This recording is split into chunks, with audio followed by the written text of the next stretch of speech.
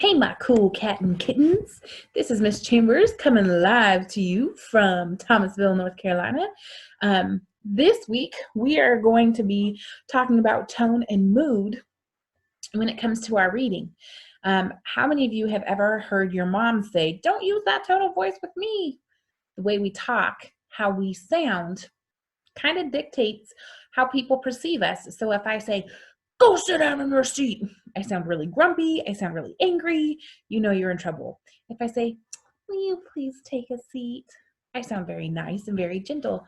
Are two different things. One message is saying, "I'm going to get in trouble, I need to sit down." One message is saying, "Okay, I need to take my seat and I need to be ready to listen to my teacher." So tone can be used in reading as well. And when I show you on our really cool flip chart, tone helps you understand how the author felt when writing through their speech and words used. Tone can be angry, frustrated, tired. Oh, just a bored. Oh, get this lesson over with, Miss Chambers. Haha, never. It can be excited, woohoo! It can be sad, I just don't want to do this. Mood and tone are two things that kind of set the stage for what we're reading about, okay? Remember, tone is how the author felt when writing their speech and words, okay? Mood is the atmosphere. So if I were to tell you I went to the park last night with my boys, it was about sunset, and we had a great time, you'd be like, "Oh, Miss Chambers went to the park." If I told you I went to the park last night at 2 in the morning with my boys, some of you might get really scared. Like, 2 o'clock in the morning, what were you thinking? Well, I was thinking I wanted a scarier situation. The park at 2 a.m. is not really a good place to be, right? So mood is the atmosphere of a story or a poem. That's the setting. And we've talked about setting with theme. The overall setting, the mood can be romantic, dark, lighthearted, or gloomy. What overall mood do you think is featured in these texts? Chocolate fever? Maybe the mood is hungry. Maybe it's a little bit silly. The day Martin Luther King Jr. was shot. That would be very somber. That would be sad. Junie B. Jones loves handsome Warren. That was kind of silly, but I mean, romantic, we understand how that goes, falling in love. Okay, think. Tone equals voice. Mood equals setting. So we're going to fill out this little paper together, title of a poem, tone and example, mood and example, okay? We're going to look at a poem and we're going to see what it's mostly about. In this poem, we are going to look for tone and mood, okay? So here we go. Messy Room by Shelf Silverstein. Let's make this easy on ourselves and let's look for tone first. Remember, tone is how the author feels about something. So we're looking for words. Mood is talking about the setting, okay? So that's places. Messy Room by Shelf Silverstein. Whosever room this is should be ashamed. I'm going to get my pen over here and I'm going to underline ashamed. His underwear is hanging on the lamp. His raincoat is there in the overstuffed chair, and the chair is becoming quite mucky and damp. His workbook is wedged in the window. His sweater's been thrown on the floor. His scarf and one ski are beneath the TV, and his pants have been carelessly hung on the door. His books are all jammed in the closet. His vest has been left in the hall. A lizard named Ed is asleep in his bed, and his smelly old sock has been stuck to the wall. I'm going to do smelly old sock.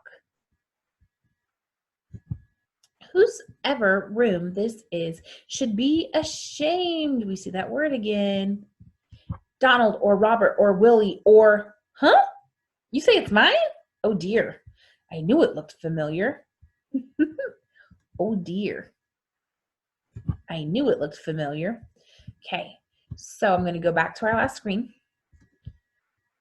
This poem was titled Messy Room. and it's by Shel Silverstein. Okay. Remember, the tone is how they sounded? Well, how do you think that this person sounded?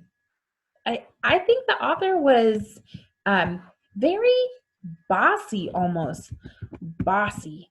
And my example of that bossy tone, remember, is when he said, whose ever room this is should be ashamed.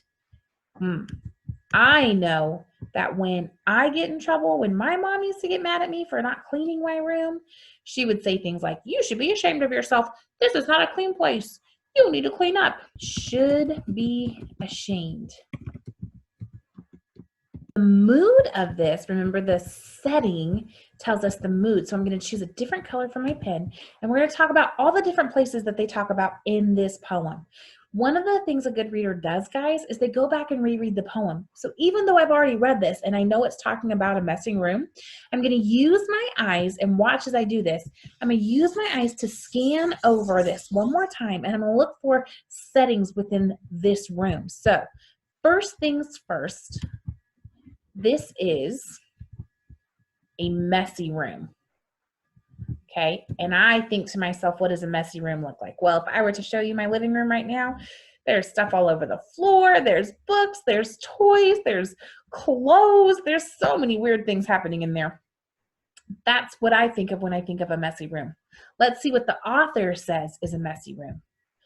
Whose ever room this is should be ashamed. See how I corrected myself? You got to be careful.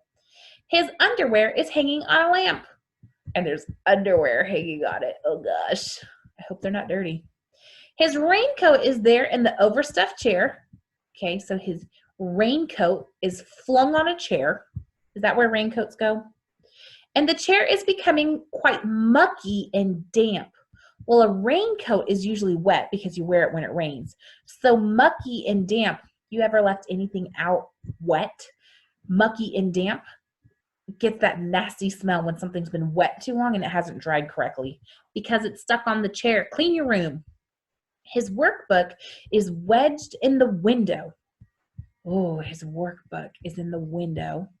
That's not good. That means it's going to get ruined. His sweater's been thrown on the floor. That means he's probably walking on it. His sweater is on the floor. His scarf and one ski are beneath the TV. All right, so we got more stuff thrown around. His pants have been carelessly hung on the door. His pants are on the door. Do you guys have hampers? I usually have to put my clothes in a hamper or a laundry basket so that they stay nice and organized. His books are all jammed in the closet. So I bet you they have papers flying everywhere and they look horrible and they're shoved in there. His best vest has been left in the hall. Ooh, so it's spilling outside of his room now. A lizard named Ed is asleep in a bed, in his bed. Oh, lizards are stinky and they're in bed. Gross. And his smelly old sock has been stuck to the wall. I bet you Mr. Kennedy's gem socks could stick to the wall. Whose ever room this is should be ashamed. Donald or Robert or Willie or, you say it's mine? Oh dear, I knew it looked familiar. So I'm not going to write all these down on my sheet that we worked on before. I'm just going to write down a couple of them, okay? And we're looking at the mood of this setting. Well, we've got, let's see, we've got some underwear on a lamp. We've got a workbook in the window. We've got, let's see, oh, a sweater on the floor. And we've got a lizard in bed. So now I'm going to look at this as a whole picture, okay? The title of the poem is The Messy Room. The tone is bossy, like somebody's calling you out. Should be ashamed. They're calling out all those dirty things of what's happening in this room. And the mood, I would say the mood is like disgusting. This place is gross. Ew. I also think the mood could be funny because of the way he talks about the sock being on the wall. That's humorous. So once I look at all of those things individually, then I can pull them together. What is this poem mostly about?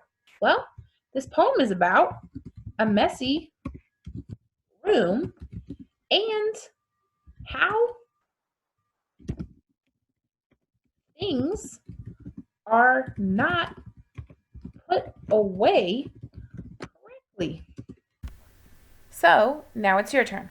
What we want you to do is we want you to try and identify the tone and the mood of one of the poems that we have assigned to you this week.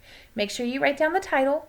Make sure you write down the tone and the evidence. What made you think that the tone was sad or happy or excited or disgusted? Bossy. Remember, our tone sounded kind of bossy. You should be ashamed of yourself for having a dirty room. And then try and find the mood. Mood is all about that setting. What does the setting tell you? Do you remember that sock sticking to the wall? It just made me laugh. You know, that's kind of humorous. We're talking about a gross room and how messy it is, but how that can also be funny too. And it's not just about a messy room, right? We're looking at clean up your room in a funny way. Good luck. You got this.